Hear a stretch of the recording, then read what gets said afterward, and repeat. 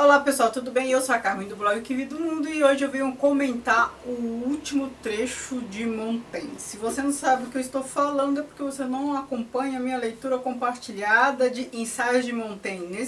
No segundo semestre do ano passado, 2018, eu me comprometi a ler ensaios, convidei vocês a ler comigo, né? Fiz aí uma divisão dos dois volumes, tenho aqui os dois volumes. Os dois volumes, mas são 3 livros de Montaigne. Nessa edição eles estão divididos em 2 volumes.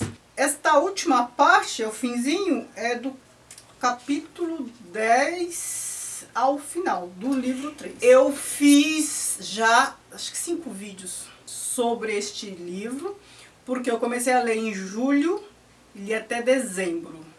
E aí, no mês seguinte, eu comentava, como agora, o trecho do mês anterior. Então, estamos na reta final. E no finzinho eu já vou dizer qual é o próximo livro, se você não me acompanha, não está sabendo ainda qual será, porque eu já anunciei antes, tanto no Instagram quanto em outro vídeo. Aguarde até o final, que aí eu vou comentar qual livro eu vou ler no primeiro semestre de 2019, leitura compartilhada também. Nesse trecho eu destaco algo que ele diz que remete aos comentários que eu fiz no último vídeo, sobre a necessidade de a pessoa se recolher para se decantar, se azeitar e ficar uma pessoa melhor para si, melhor para os seus próximos e melhor para o mundo, né? A necessidade de estar sozinho, fisicamente sozinho, não é um estado de alma, não é a solidão como um estado de alma que leva, sei lá, desespero, depressão, nada disso. É ficar só para se concentrar, para olhar, colocar uma lupa no que realmente vale a pena. A partir deste estado que ele, né, se impingiu por muito tempo, a alma vai ficando melhorada, ela vai melhorando, e se melhora a alma, melhora todo o resto. E aqui ele faz um comentário que eu acredito que seja resultado de um processo como esse. Quanto mais brilhante me parece um feito a que assisto, tanto mais o rebaixo, desconfiado de que se executou em vista da reputação a ser auferida e não em consequência da grandeza de alma do autor. Ele está falando aqui das pessoas aparecidas, né?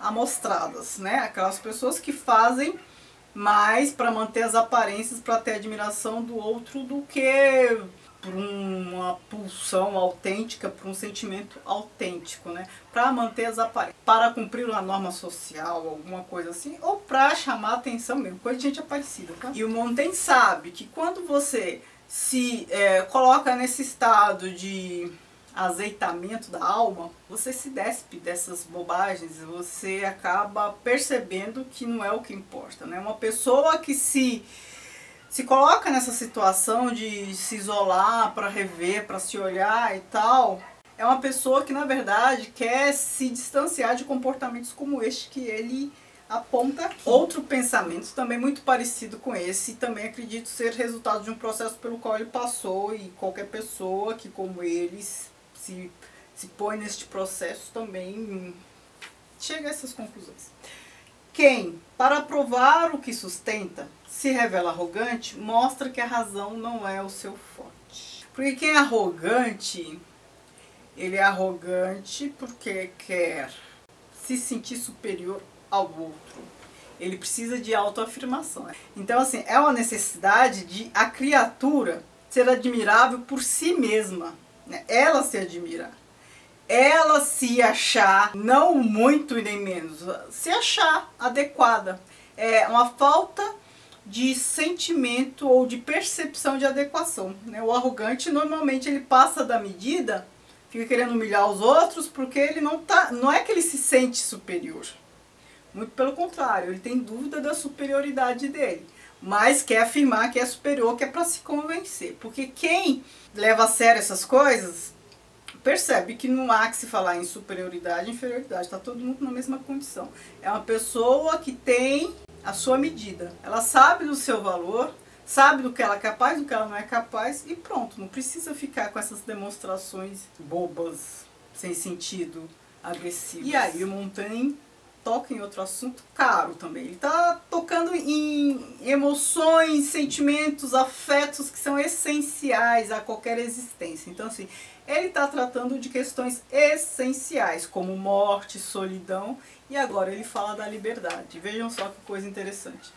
A verdadeira liberdade consiste em um completo domínio de si mesmo, como afirma Sêneca. A liberdade é o controle de si, mas a pessoa que consegue se controlar é aquela que se mede, né? Ela sabe o seu valor, sabe o que faz bem, o que faz mal, o que precisa melhorar, o que já tá bom, os seus pontos fortes e fracos. E uma pessoa só toma conhecimento disso quando ela se volta para si. Se volta para si não numa atitude egoísta ou egocêntrica. É esse voltar a si nessa perspectiva de Montaigne, assim, de se isolar, de se depurar, de se analisar para se tornar uma pessoa melhor.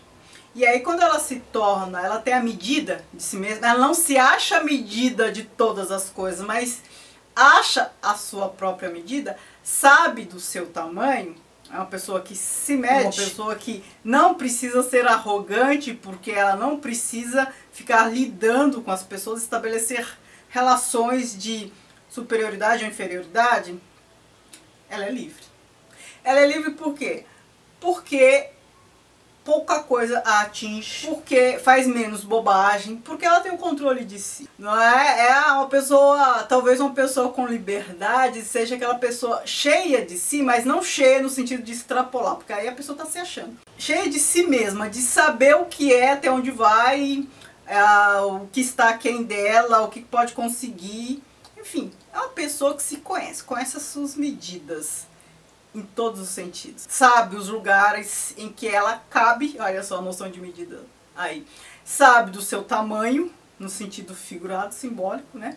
Sabe do que alcança, do que não alcança, o que tem perna para alcançar. Sabe se colocar. Sabe o que é, né?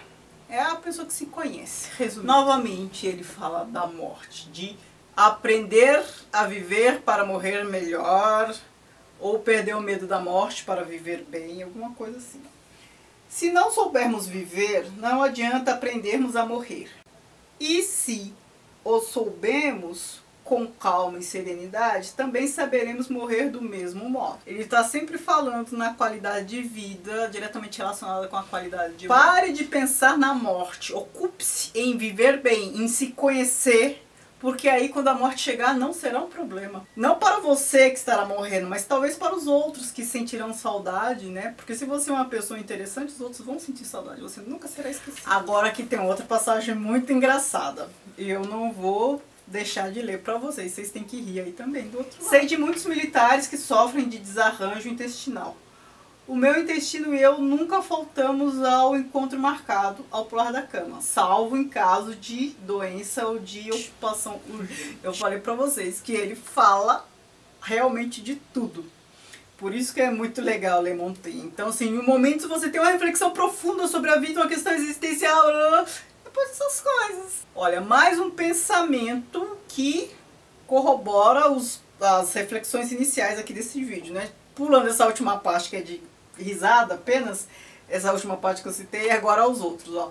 A grandeza de alma consiste menos em se elevar e avançar do que em se ordenar e se circunscrever.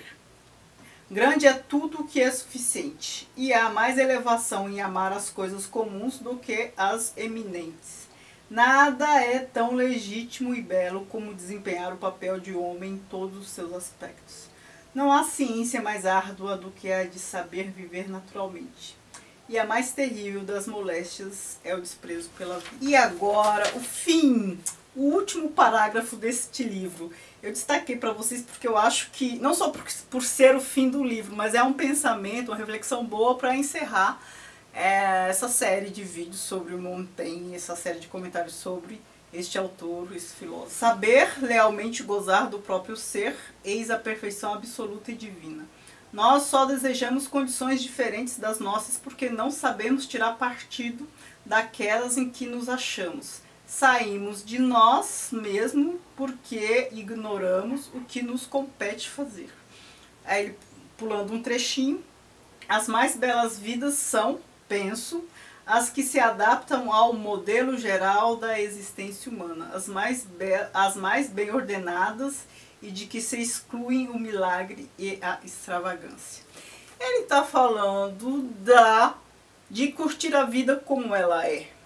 Mais ou menos como os epicuristas pensavam, mais ou menos como vários outros Nietzsche pensavam. Então, assim, é a vida em sua excelência, em sua plenitude. É o hoje e agora, são as coisas simples, são as pessoas que estão perto da gente. Então, assim, sem extravagância demais, sem o que seria, entre os gregos, a híbris, né? A desmedida.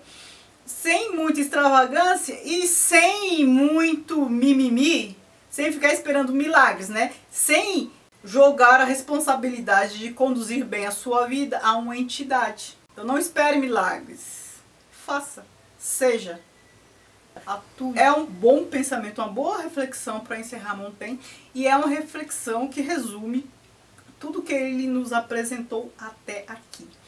Então, encerro essa leitura. Eu espero que vocês tenham sentido prazer em ler Montaigne como eu senti. E quem não leu, quem não está lendo, quem só está acompanhando os vídeos, eu espero que vocês tenham ficado interessados em ler, se tiverem oportunidade, ou se não tiverem oportunidade, apenas em ter pílulas de Montaigne a partir dos meus comentários e a partir dos trechos. Estava esquecendo.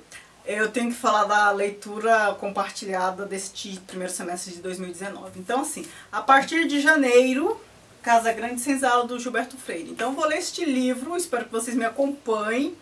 Em janeiro, começando em janeiro, o primeiro capítulo até fevereiro, porque janeiro eu sei que é o mês de férias. Então, assim, se você não estava sabendo dessa leitura, você pode começar agora, porque o primeiro vídeo eu vou fazer só em março. Então, assim, eu considerei janeiro e fevereiro para o primeiro capítulo, porque é um capítulo maior. Então, assim, são 5 capítulos, um capítulo por mês, considerando que esse primeiro vai abarcar 2 meses. Então, assim, primeiro capítulo, janeiro e fevereiro, segundo, março, e assim vai. Então, vai terminar em junho.